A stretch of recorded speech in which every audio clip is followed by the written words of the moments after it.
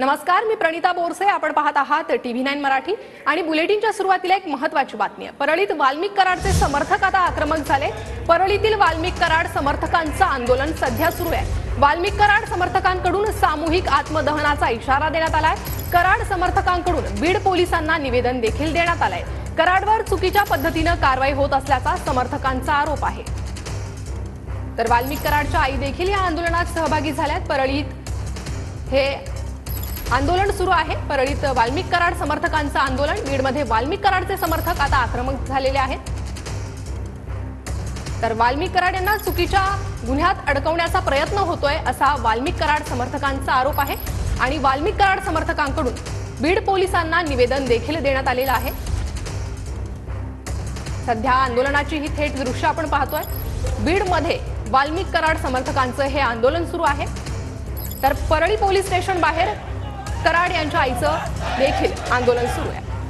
वाल्मिक कराड एकीकडे केस न्यायालयामध्ये आता हजर केलं जाणार आहे आणि काही वेळातच सुनावणीला सुरुवात होणार आहे. सीआयडी कोठडी आज वाल्मिक कराडची संपती आहे आणि केस कोर्टामध्ये त्याला काही वेळातच हजर केलं जाईल. मात्र त्याच वेळेला वाल्मिक कराडचे समर्थक जे आहेत ते आक्रमक झालेले आहेत. या शहरामध्ये मध्यभागी असलेल्या मिनारावर आता समर्थक जे आहेत ते चढलेले आहेत आणि दुसरीकडे परळी पोलीस स्टेशनच्या बाहेर वाल्मिक कराड याची आई सुद्धा आंदोलनाला बसलेली आहे. हे आंदोलन त्यांच्याकडून केले जाते. कराड समर्थकांकडून बीड पोलिसांना निवेदन देण्यात आलेलं आहे.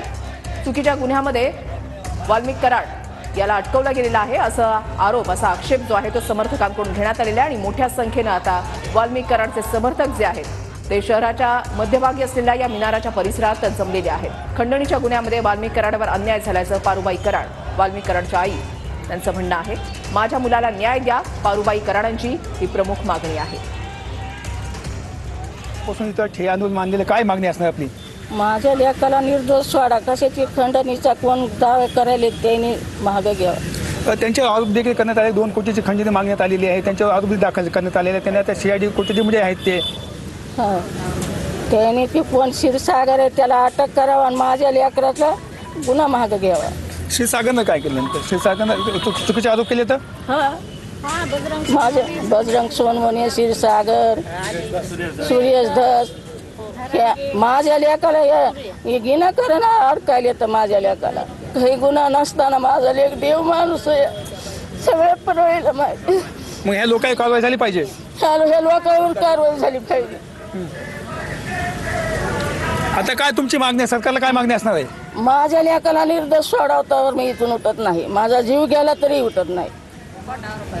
हे सगळा खोटा आरोप आहे.